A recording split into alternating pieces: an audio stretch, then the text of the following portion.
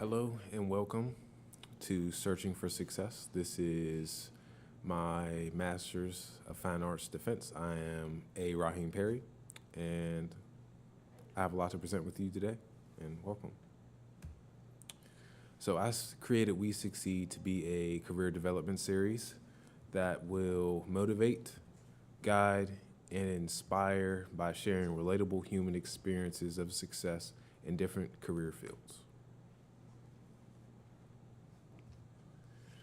My problem statement: what or if any effect does Black positive media have on the youth of color in Pittsburgh?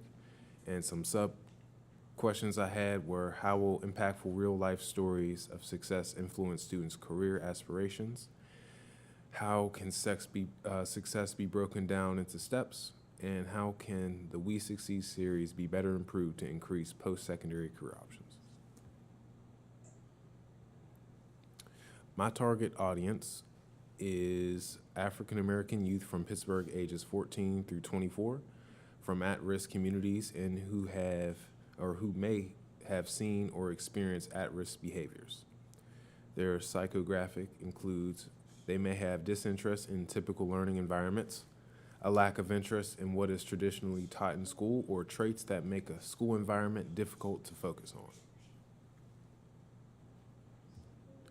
Some of my inspiration comes from the mentors I've had in my life, work experience in youth enrichment services, and my job now, home at Children's Village, with youth and engaging with them and getting to learn firsthand of what some of their needs are. And I have a proverb, 13:20, whoever walks with the wise becomes wise. And I wanted We Succeed to be a series that allows students to walk with the wise. My methodology includes some primary research of pilot testing. With the help of Dr. Gibbs, I was able to capture and track watching my pilot, my first episode of We Succeed. And after the test was completed, I gave everyone a survey to kind of understand how the video can be improved, what makes sense, if graphics needed to be lengthened or lessened, and I also gave them an episode survey. And my secondary research included some books and scholarly articles.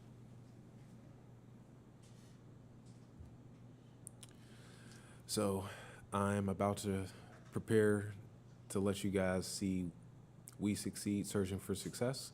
And keep in mind that I discovered 5 steps to success during this, and I continue to practice these steps daily. And all the accounts are witnesses who have seen me practice this journey, and some were teachers, some were educators, some were family members, and some were mentors. So please enjoy. So during my sophomore year, I came up with the idea to ask the inspiring people I came across what their definition of success was. Their stories inspired me to further my journey to find success for myself.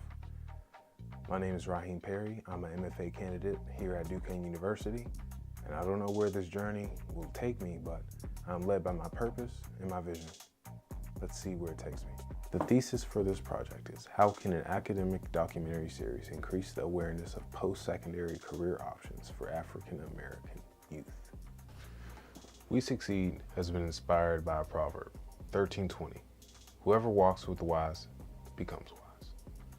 I really wanted students who watch this series to have the opportunity to witness and view some wise people. So people who have been there, lived life, then achieved success in their own subjective way. And tell their life story and the challenges that they went through and have them give you their perspective of what success is. We Succeed's target audience focuses on African American youth from Pittsburgh, ages 14 to 24, from at-risk communities.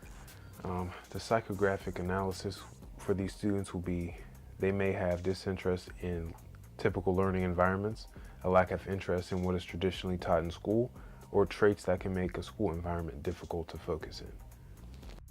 Personal factors. These are pre-college variables students carry into college with them. They can be high grade point averages and test scores, academic self-concepts, family support, and finances. At-risk behaviors include beyond issues of mortality and significant morbidities associated with the risk of emerging sexuality, drug experimentation, violence, and weapon use.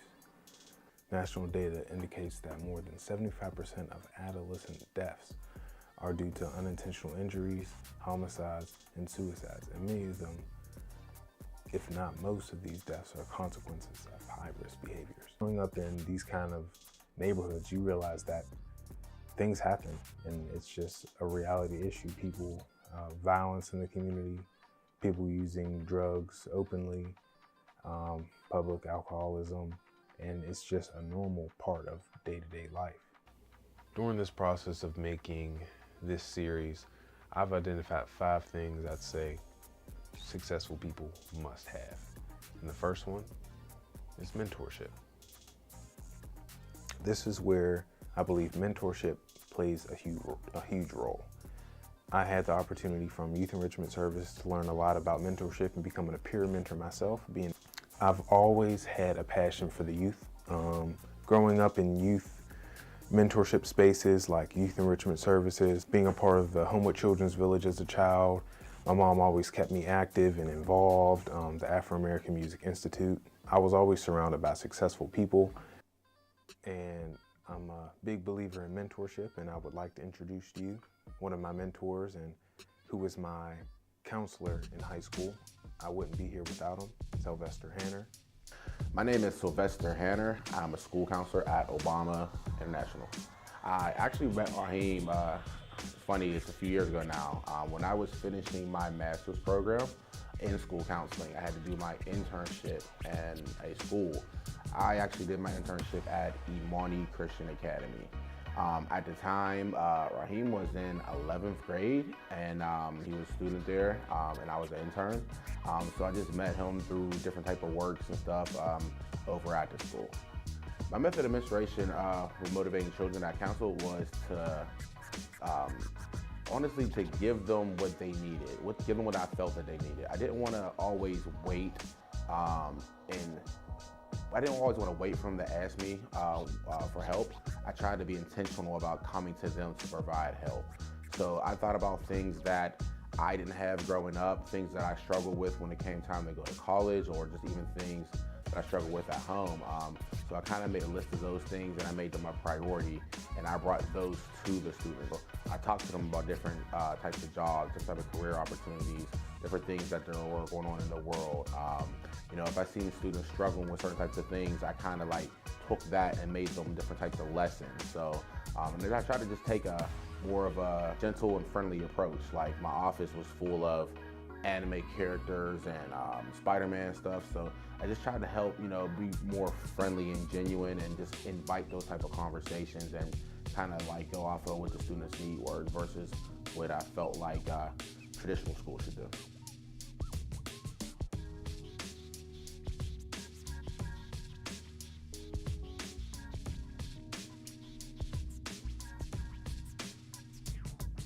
I came up with one of my first We Succeed pieces called Leading a Legacy. I met Chuck Cooper during my sophomore year of college, and I was a part of the Chuck Cooper Leadership Program. And I got a chance to meet the Beacons of Light, the graduate students that he had brought in to kind of advocate to us and teach us about life. And, you know, we were developing leadership skills in that program where I got to meet the Beacons of Light and just learn a bunch of different things like credit. Chuck Cooper was also one of the first people to hire me on and to actually make use of some of my media skills. And he actually gave me some tips and stuff because he had a media company prior to starting the Chuck Cooper Foundation. And, you know, he's just been a blessing to my life. He's a man who I've in real time witnessed achieve his dream and lead a legacy for the next generation.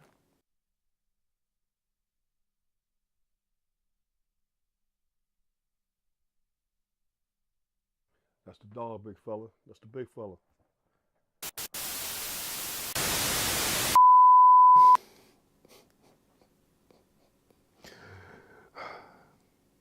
So this is one of the challenges that I'm talking about when we get into this next session. Technical difficulties, y'all. I don't know what happened. My file got corrupted, so I don't have this interview. Sorry, Chuck. The next key to success is Time never gave me much at all. I never felt this low. challenges. I like to say challenges. I can go over many different words for challenges. Not everybody calls them challenges. I'm saying challenges because I think if you want to be successful, you have to step out of your comfort zone. You have to challenge yourself. And that's why I really advocate for education. Education challenges you. If you can sit in school, sit in the classroom, and pay attention and learn new concepts and teaching your mind to get used to working hard, you're already setting yourself up to be successful because life is hard. You're going to be constantly trying new things. And I'd say one of the biggest challenges for me starting this project during my grad school experience is COVID. Just getting started in grad school in 2020 was a big challenge in itself. I know a lot of students, because I was working at Yes at the time, seeing a lot of students struggle, sitting behind the camera. Many were coming to me like, I just lost motivation, like who previously had good grades when they were physically in the classroom, but without having that social interaction with the teacher, being able to get that one-on-one access. And personally for myself, not being able to get one-on-one access, it's very hard to sit in front of a computer screen and a camera where you can just turn off your camera, mute yourself, and you can go about your day. You can play video games while you're in class. COVID-19 had affected millions of people's health, but it didn't just affect our physical health. The pandemic impacted a lot of mental health as well. School closures estimated to impact about 55.1 million students in 124,000 public and private schools across the United States. This added to the stress and anxiety level of students and parents and increased the risk of anxiety attacks, depression. And it was a very, I would say, destructive shift to people's schedule and people's lifestyles, because parents, going every day to work, all of a sudden to working from home or becoming unemployed, because that was one of the biggest obstacles that I've had to face. Social isolation, and just being cooped up, and a lot of life things happened for me, not just starting grad school, but becoming a father, getting married. Just a lot of changes happened, and not only did they challenge myself, they made me a better person and really truly developed the man that I am today. And that's why I would like to introduce the one person who was involved with me during all these challenges of grad school, right there by my side, my wife, Caitlin Perry. My name is Caitlin Perry, and I am a reservist for the United States Air Force. I'm also a musician. I play the guitar, and I am a stay-at-home mom currently. So the challenges that we faced in 2020, in the beginning of Raheem's grad school, obviously I think 2020 was a rough year for a lot of people. With COVID and everything being shut down, I saw how that really affected his ability to get things done, to meet with people, to have that face-to-face interaction sometimes that we're missing, because I think that can be really important in learning how you learn and being able to communicate clearly with each other. So that was a struggle. As well as our son was born in 2020, so we had a newborn on top of that. And anyone who knows newborns knows that they don't sleep that much at first, or they don't sleep through the night, I should say.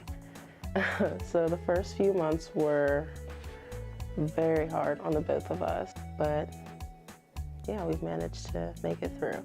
And there was just a period where she had resigned from her position. She's in the Air Force, so she was making good money. She was honestly carrying us during, I'd say, towards the end of 2020, early 2021. And we were just trying our best to survive, and, me trying to advocate for myself, looking for jobs. And it was just a very stressful position, me applying to jobs, not hearing anything back, getting getting declined, saying I'm not fully qualified, and I was applying to be the high school program manager. And I was like, okay, cool, it's dealing with high school students. You know, I've worked with high school students from my previous job. It took months. It really took months for me to hear something back, and then all of a sudden, the position got filled, right? But my supervisor, Jaleesa Coffey, who I'm about to introduce to you, she called me back and said, oh, we have a different position, post-secondary support manager. Would you be interested in this position? We can just move your application over. I'm like, wow, that's perfect. Because I'm creating a documentary series to get students from high school to a career. This would be perfect for me. And I would like to formally introduce to you Jaleesa Coffey. My name is Jaleesa Coffey, and my occupation is I am the Deputy CEO and Director of Youth Development for Homewood Children's Village. I met Raheem actually through my president and CEO of our organization, and Raheem had been involved with the village for a few years before as a teenager.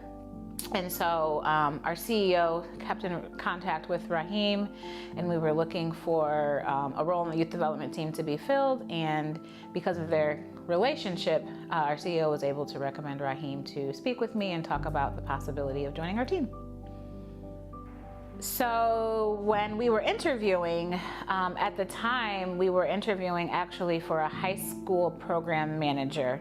That was the role that was open, but we had kind of a two-person team for the high school and the post-secondary work. And so because of some other internal shifts, we moved around some people, but then there was a post-secondary success manager role that opened up. And because of our strong interview and understanding Raheem's previous work, we wanted to talk to him about the possibility of interviewing for the post-secondary success manager role, which was a great fit and a great opportunity as well. I would say during COVID, a lot of us grad students were out on an island, kind of trying to find out what we want to do, what we need to do for our final projects. Policies kept changing, updates were being made. This MFA degree was relatively new to Duquesne University. Phenomenal opportunity, and I decided to become a graduate assistant to help pay for my tuition and also get a little extra money on the side because they paid us stipends. And I had 3 classes that I was working with. The professor that I was assigned to, Robert Healy, was very supportive during this time of transitioning, you know, into fatherhood, and just an amazing man. I learned a lot from him, and I would like to introduce you to him, and he can speak a lot on some of the challenges that I've been through with this whole project experience. My name is Robert Healy III. I've been a full-time professor in the media department since 2014, so this is my 9th academic year. I'm now called instructor. I am the founder and director of the Sports Information and Media major in this department. That's been in existence for about the past 5 years. I was also a teaching assistant back in the day when I was a student here, so teaching experience goes all the way back to then, actually, when I led a couple of... I've known Raheem for the last, I guess, probably 3 to 4 years. Raheem was assigned to me as one of my graduate assistants, and specifically the idea was that Raheem would help me with my sports media courses. I believe the reason Raheem was assigned to me after consultation with our grad director is that he's probably best suited on the roster to help me in those classes because he understands sport. So he has the basic vernacular, jargon, base level understanding to be able to not be behind in that class. You know, the students in these classes that he was my GA for, media and sports media practices, those classes have a lexicon, a vocabulary that he's familiar with. So being an outstanding student in general, we knew he'd be able to handle grading papers, grading exams, proctoring exams, and that kind of thing, being a good communicator. But it was the knowledge he had of sports that helped me in particular. So I believe Raheem was a GA of mine for at least 2 academic years, maybe even 2.5. So pretty much the entire time he was pursuing his MFA, he was working with me. He faced a lot of challenges, like a lot of GAs do, but most importantly, Raheem became a father while he was my GA. So that is, I can speak from personal experience, is the biggest job you can ever have, is being a parent.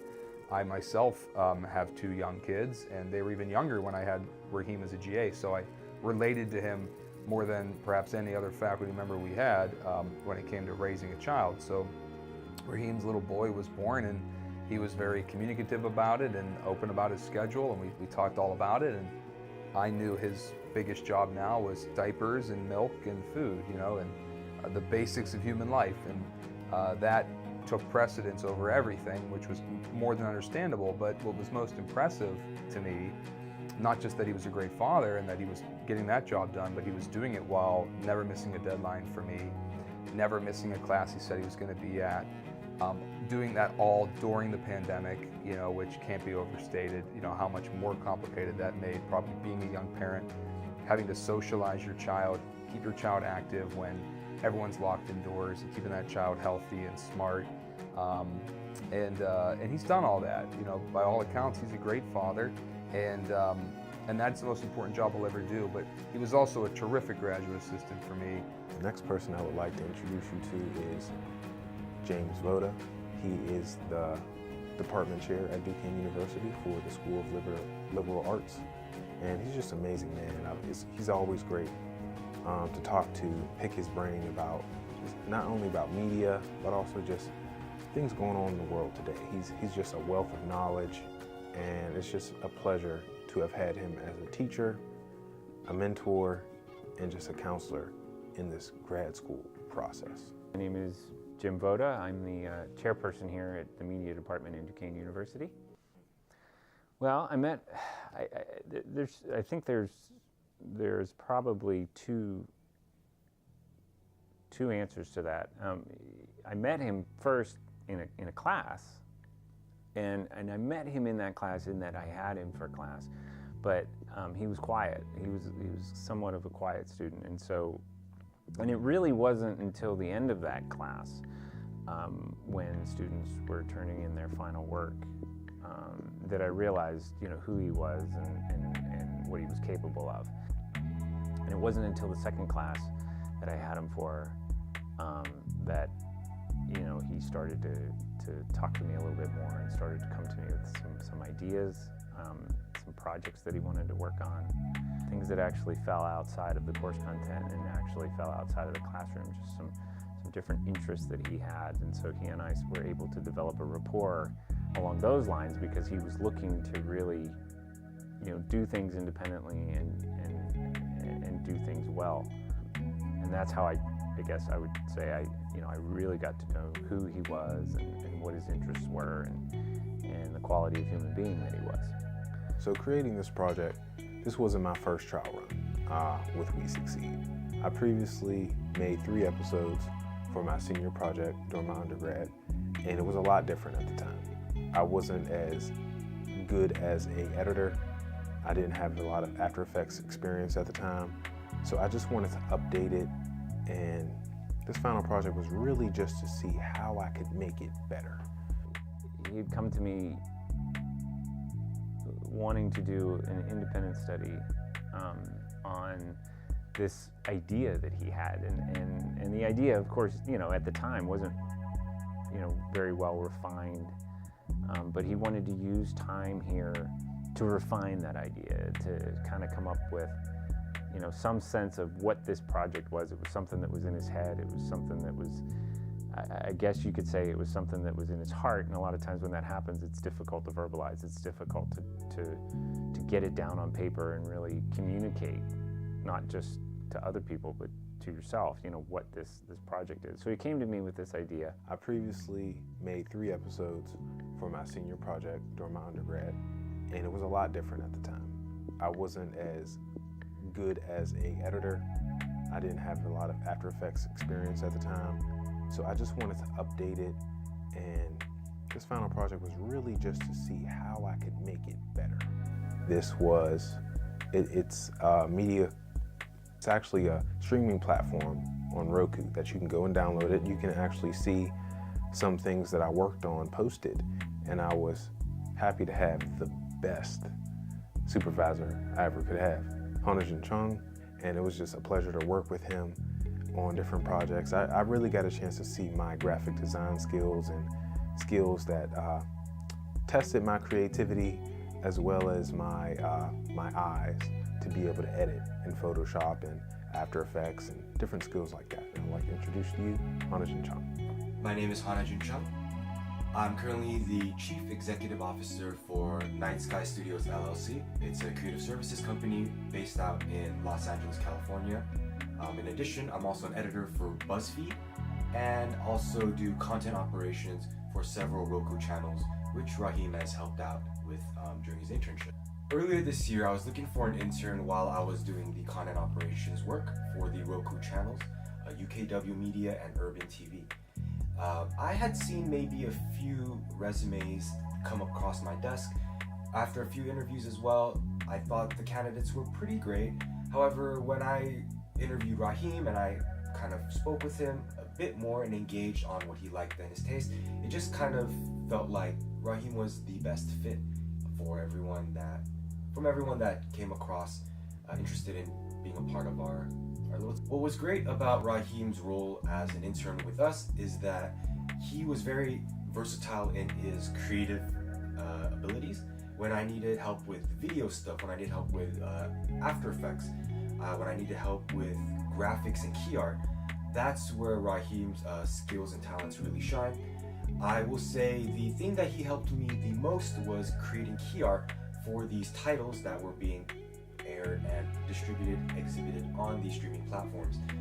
When it came to creating different artwork for different platforms, different sizes and dimensions, it did not hinder Raheem one bit. He was able to deliver, execute, and if you have a Roku device, you can go on to the Roku channel and see some of his work out there in the wild. I guess the main challenges that Raheem had to face was really just be on his toes for whenever the streaming channels required the team to do something different, depending on the week, depending on who they had as a guest for during their marketing.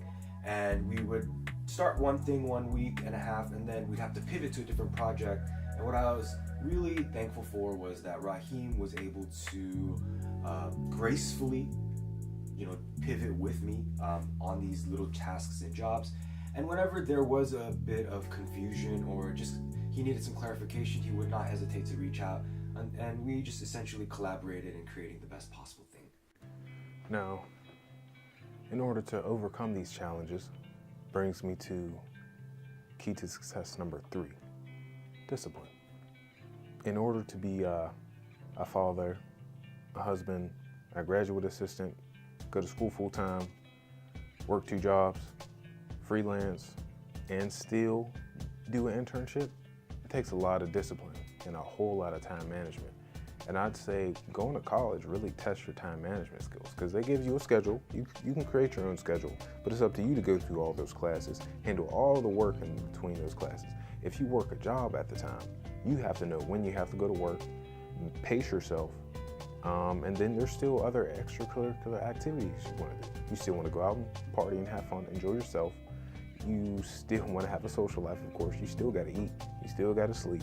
And it really just took planning it out, a lot of early mornings, a lot of late nights, and just taking moments to have by yourself and moments to relax, because of course you can have the motor and just go drive forward, but there's times you still have to remember to take care of yourself. And it really takes discipline to take care of. There's 8 forms of wellness, right? There is your physical wellness, your mental wellness, your spiritual wellness, your emotional wellness, financial wellness, occupational wellness. What is the last one? Oh, social wellness. I tend to forget that one a lot. And still trying to take care of me. Some things that I personally had to do was I tried my best to go to the gym when I could, go for a walk. Even if I had to exercise at home, I would find myself doing push-ups, working out with my son. He's one of the biggest motivators I have. Like, he truly is like the fire burning in my spirit, my wife as well. After you practice and exercise your discipline, what's next is to just continue to learn. Originally, I wanted to call this section failures, but really, if you learn from your mistakes, they're never really failures, right? They're just lessons at the end of the day. And I learned a lot from experiencing how to produce your own documentary series. I'd say that I did fall short. Out of the 6 episodes I wanted to make, all of them were shot, did all the interviews, but I only finished 2 of them. So I only managed to get 2 episodes out. All of it has to do with, you know, the time and working with other people's schedule, because when you're a regular person yourself and you're busy and you're working with other people who are trying to make a living for themselves and also busy, it is hard sometimes to really connect and make a series, especially if you don't have the ability to just block off time. And I learned a lot from experiencing how to produce your own documentary series. I'd say that I did fall short. Out of the 6 episodes I wanted to make, all of them were shot, did all the interviews, but I only finished 2 of them. So I only managed to get 2 episodes out. All of it has to do with, you know, the time and working with other people's schedule, because when you're a regular person yourself and you're busy and you're working with other people who are trying to make a living for themselves and also busy, it is hard sometimes to really connect and make a series, especially if you don't have the ability to just block off time. So that was a struggle. And that's why, lesson-wise, it's best to really have prep time and prepare, and also prepare for shortcomings, prepare just in case. Initially for this project, I was shooting for the stars. There was a lot I wanted to do. Like, I wanted to have a scholarship at the end of the day and get money for this series. I applied for a grant that I did not get, and what I learned from that, to stick to what the grant is actually asking for and follow what they're saying, because they want specific needs, and make sure that your writing is geared toward that need. And where I fell short of, like, I'd say I had a nice proposal, but I wasn't proposing for art. I was proposing for education. And so next time I'm gonna try again. And so hopefully I get it this time. I'm gonna make sure I'm proposing for art, because this is not only just an educational piece, there's a lot of art that goes behind this. How have these challenges helped Raheem grow? First and foremost, I would say problem solving.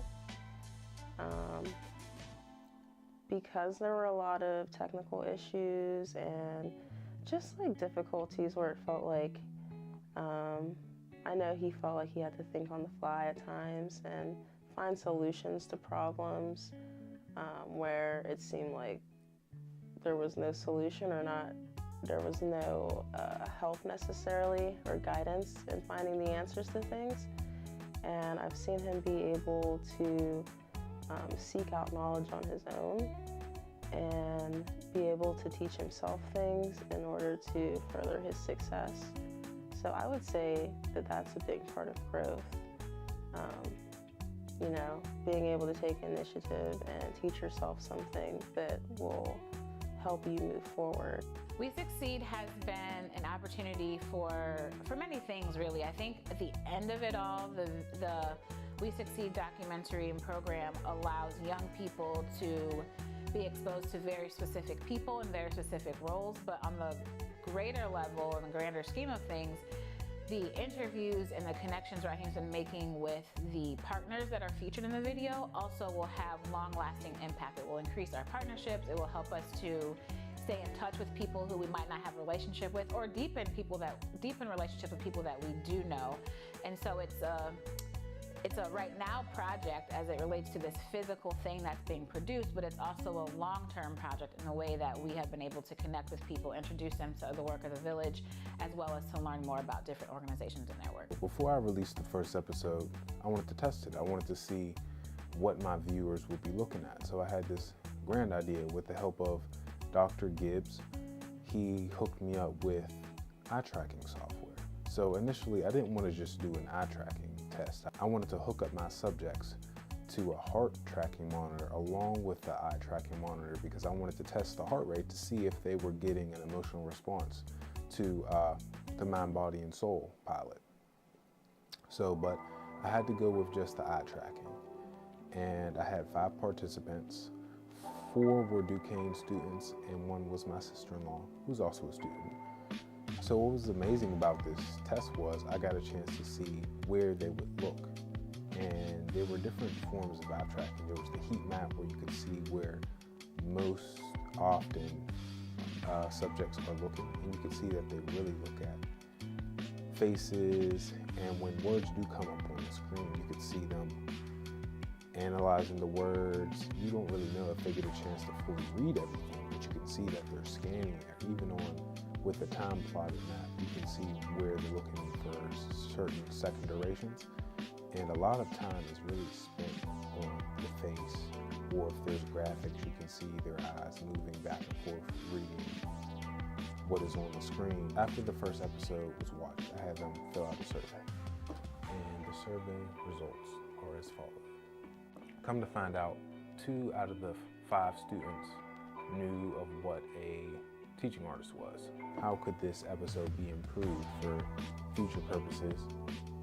And 3 participants said other, and 1 said longer reading times for on-screen graphics.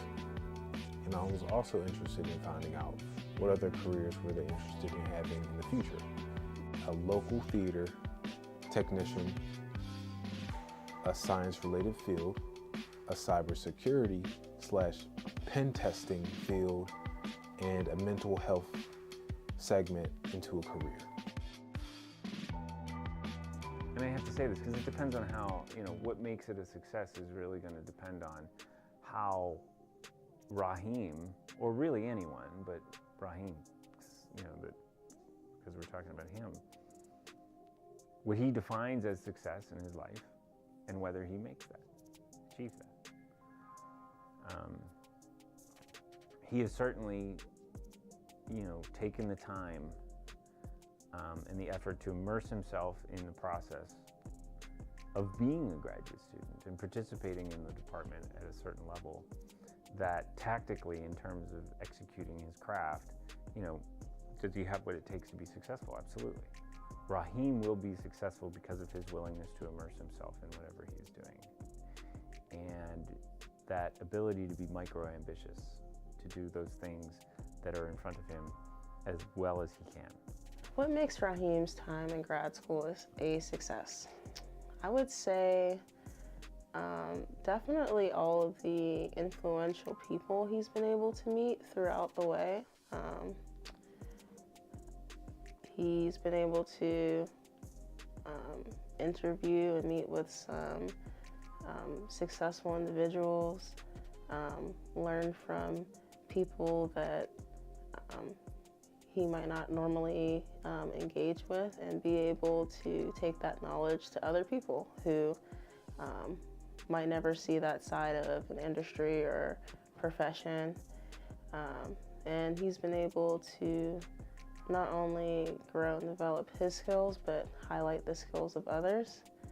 And I would call that a success. And I would say that it's just gonna keep on going from here with the connections and the skills that he's developed at this point. Raheem's contributions support the success of HCV, and they make HCV a success for many reasons. Specifically, the We Succeed program and the work that Raheem is specifically tasked to do with post-secondary support does allow us to deeply support young people in pursuing their post-secondary dreams, their goals, their visions, their desires, their passions. We can help realize them because of Raheem's contributions. Also, that's job specific, but I think holistically, Raheem has a lot of passion, again, for the arts, for young people, for the community, for Homewood specifically. And so those contributions help take it from very much prescriptive, like I'm doing my job, I'm checking the box, I'm doing the thing that I have to do, but it becomes the thing that I want to do, that I desire to do. And he brings all of himself. So his passions for all of the arts, again, for communications and photography and video, and his sense of humor and his love of music, all of those things kind of come into the space with him, and it allows young people to show up as themselves because he comes as himself. To me, the success that we have as faculty including our teaching assistants, is best judged by how our students do in the class, grow in the class and grow as people. So, I consider personally that, my biggest success are my students. The students I had in class, did they get the experience that they paid for and that they hope to get? And are they then going out and achieving what they want to achieve? And our students in the Sports Information and Media program are going out and achieving, and they are doing great things. And Raheem was a big part of that for like 2.5 full years. So, he's the longest tenured GA I've had. The program's very successful. It makes me appear to be very successful when my students are successful. And I couldn't have done that without Raheem, plain and simple. He was the perfect fit for that job. What really made Raheem's time with us a success was UKW Media is a channel for family, for kids.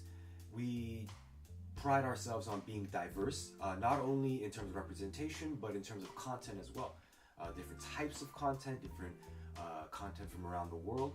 And it definitely fell in line with Raheem's goals to doing something better for his community, specifically the youth, the underrepresented youth, the youth that require, the things that would help them succeed when society and their community have pretty much. What makes Raheem's time in grad school a success? He accomplished the goal. He graduated. And he did it through tough times. We live in some challenging times today, and he's got additional responsibilities. He's a loving father, a devoted husband, and he kept his eye on the prize. Raheem, we are very proud of you at the Chuck Cooper Foundation. Continue greatness and success. The last step to success is gratitude. Did I find success? After all the results and after having all of my participants and all the people who supported this, and students came out to help, and my pilot study subjects, and I could say that this project was a beautiful failure. A lot of lessons learned, but I can say I succeeded in developing the drive to be successful in my future. I learned to take care of my body, my mind, and my soul, how to create masterpieces from the heart, how to be a blessing to others, how to be an agent of change, how to start a corporation with your friends and give back to the community, and how to do what you love and just the drive to take care of yourself and the people that are in your life. And I finally turned one of my dreams into a reality that everyone can see, and everyone can see this vision that's been in my mind, and I'm just happy that I can share it with the world, and this is only the beginning.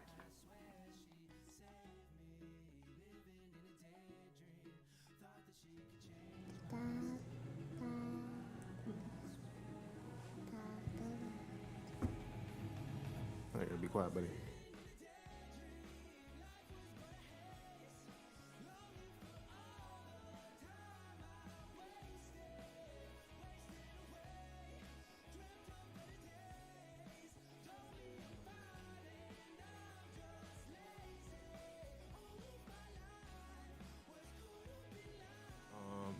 Three out of 5 participants didn't know what a teaching artist was. 3 out of 6 participants experienced an emotional connection to interviewee. 1 participant suggested longer reading times, and there was no one participated in the episode survey.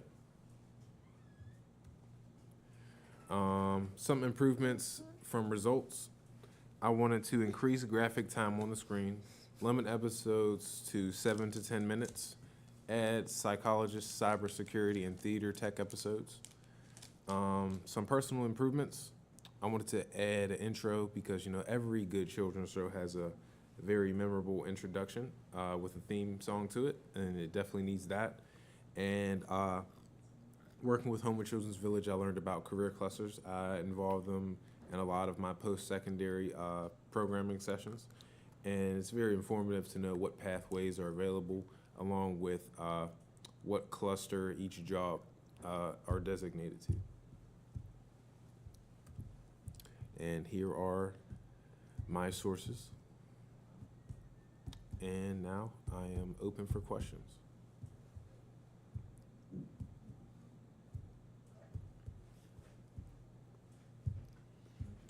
Sure, I'll start.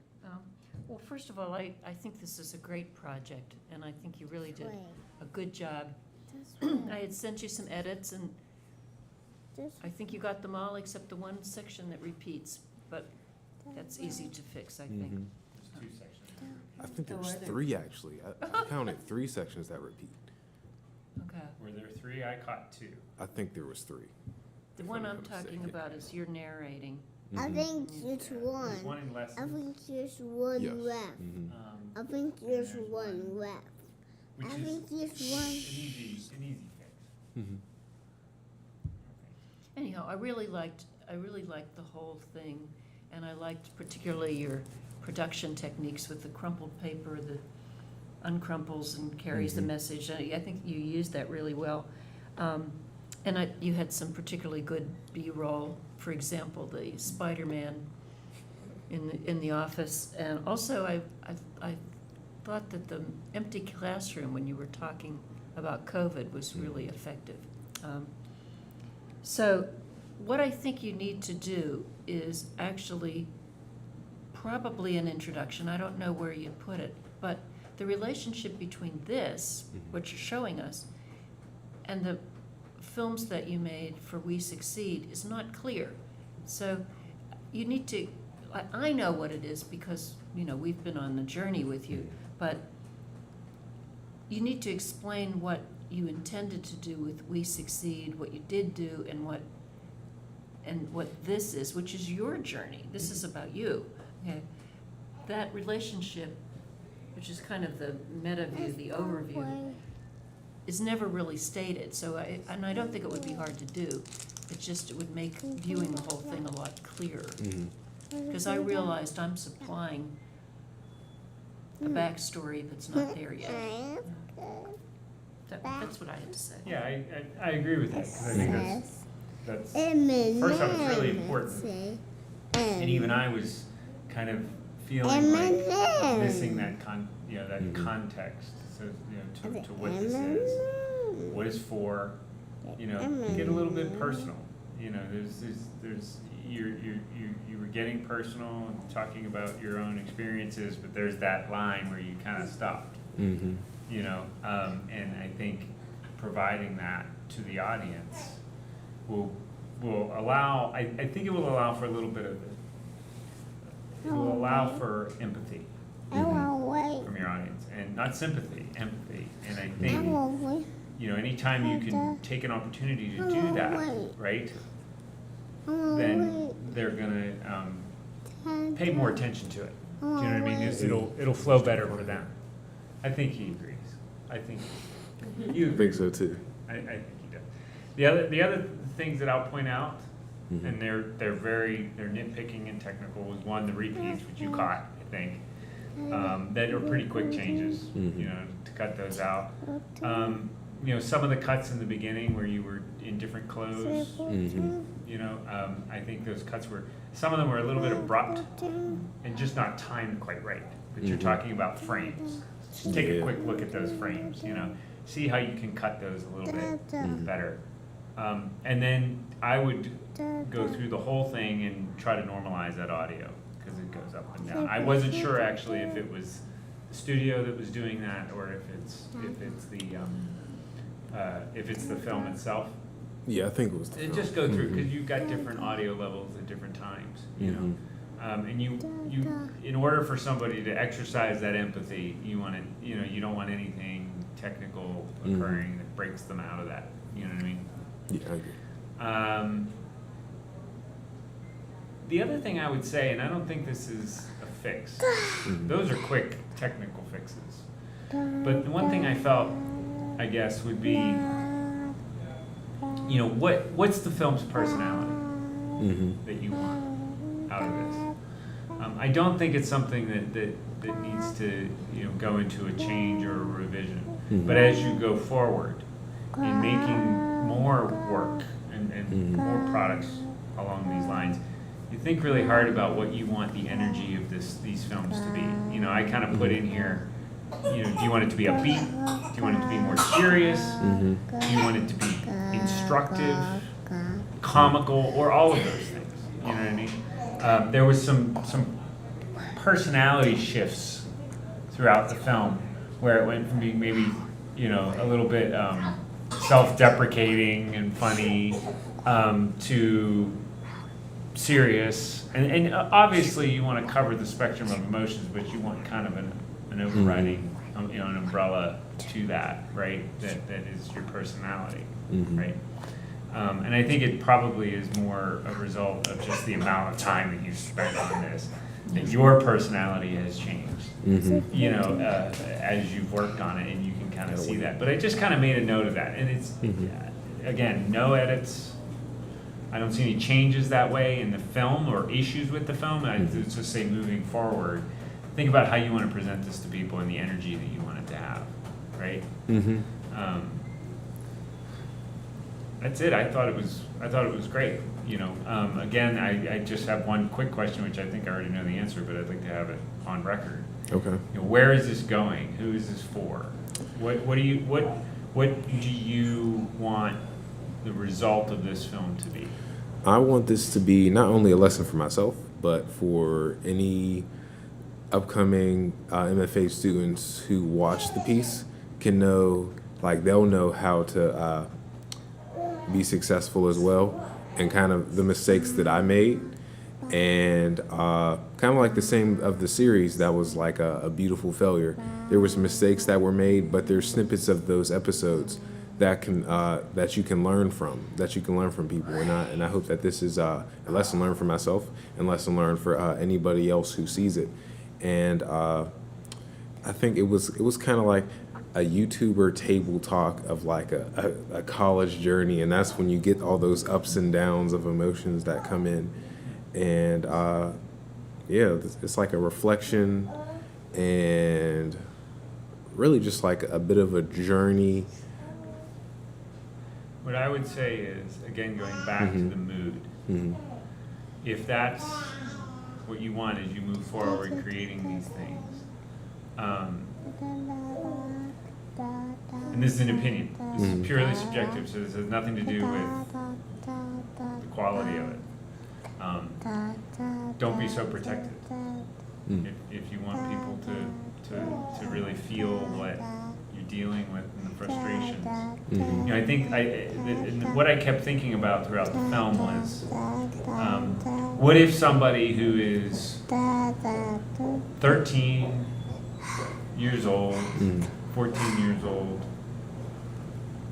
being introduced to the pressures of life and a particular subculture that they're in, an environment that they're in a general sense, you know, what are they going to do with this, right? And there's so much out there of, you need to do this, and you need to do that, and you can do anything you want, and you can be anything you want to be, right? But there's a process that's involved in being whatever you want to be, and being happy, and, you know, defining success as happiness, and then filling that in, right? There's a process that's not always pleasant, right? There's a process that's not always easy.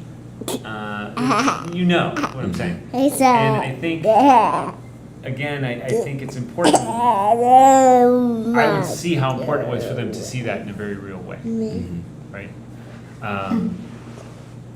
Because I think that's how you can intercept someone by not giving them false promises, or not giving them, hey, I did this logistically, this is what I learned.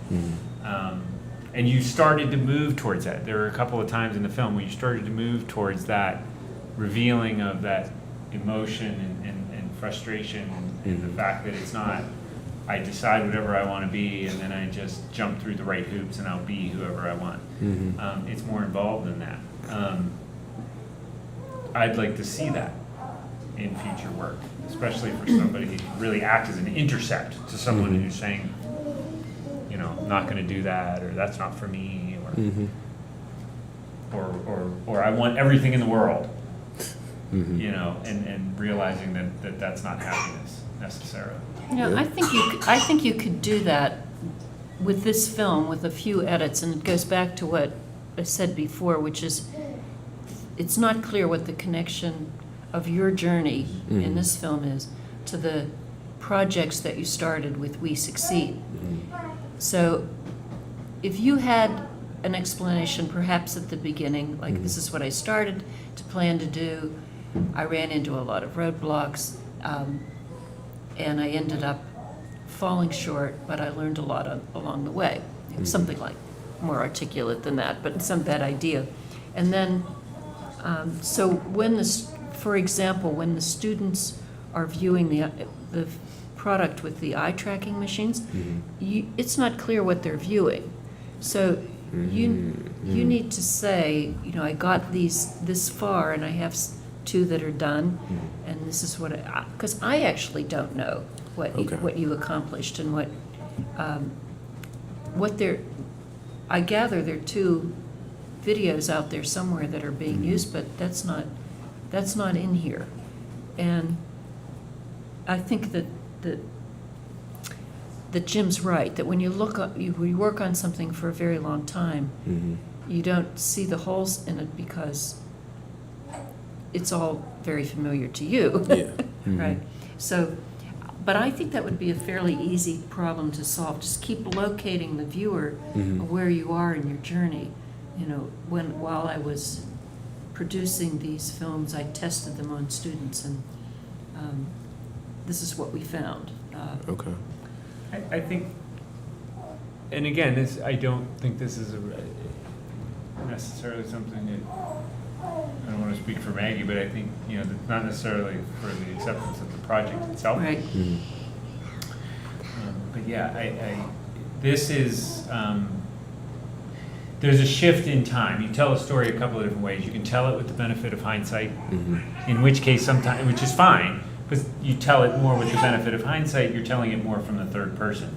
And you were shifting as this process was going along. You were shifting a little bit from, I'm telling the story from the present as an authoritative figure, with using the benefit of hindsight, to I'm in the present tense and I'm presenting this to you without the benefit of hindsight. You know, where you're more taking them along with you through the process. And that's hard to do over a long period of time because you know what happened. So it's easy to kind of skip over those things, right? So just keep telling the viewer where you are. Yeah, in the process.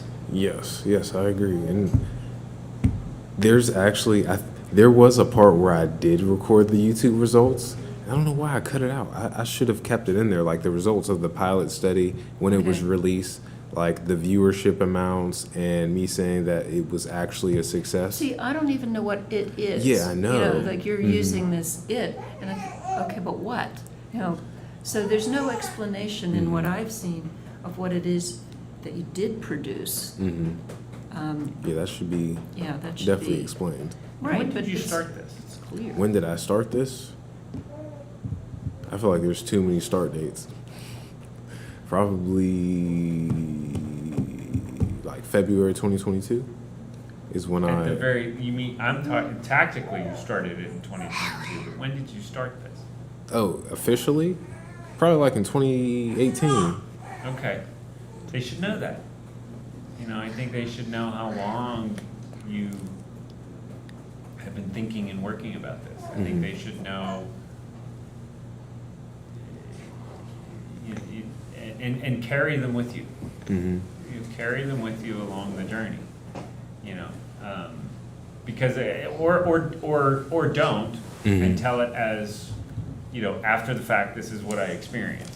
But you want to pick one or the other. Yeah.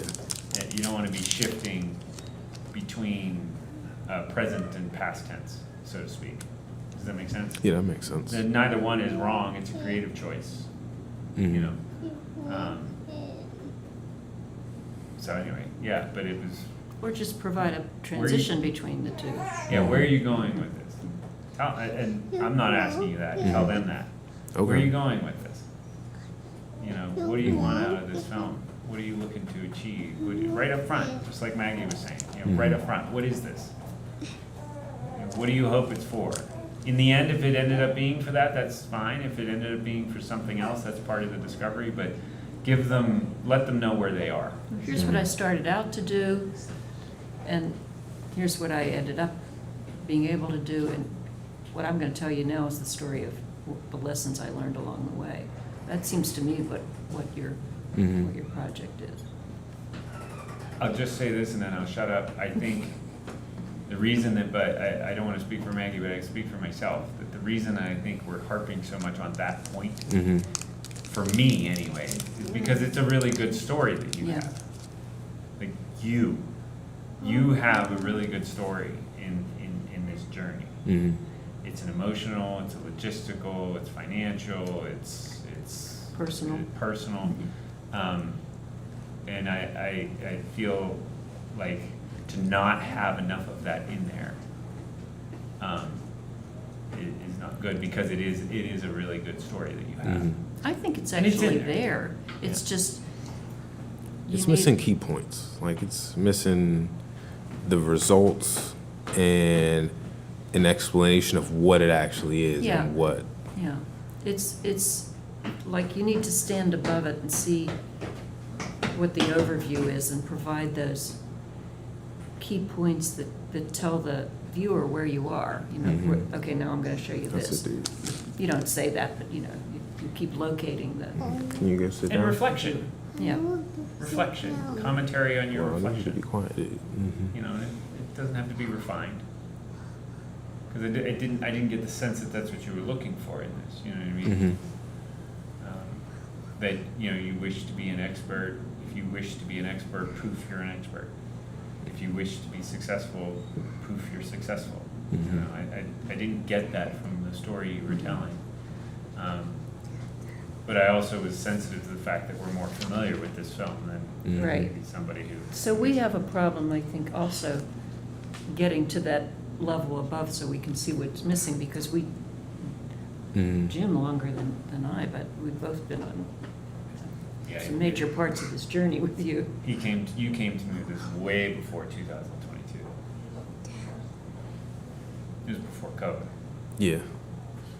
So. Was there a time before COVID? Yeah, I've read about it in books. Anyway. Do you have something we need to sign? We need a form. Yeah, you have a form that we need to sign, I think. Do I have the form? No, you probably don't have it, but It you have to says- get it offline, and Okay, because it print has it? to go up to the dean. We can, Okay. we can get That it can be and printed. Yeah. and sign it, but I it's thought an he had. approval. I thought he had a copy of it. Not that.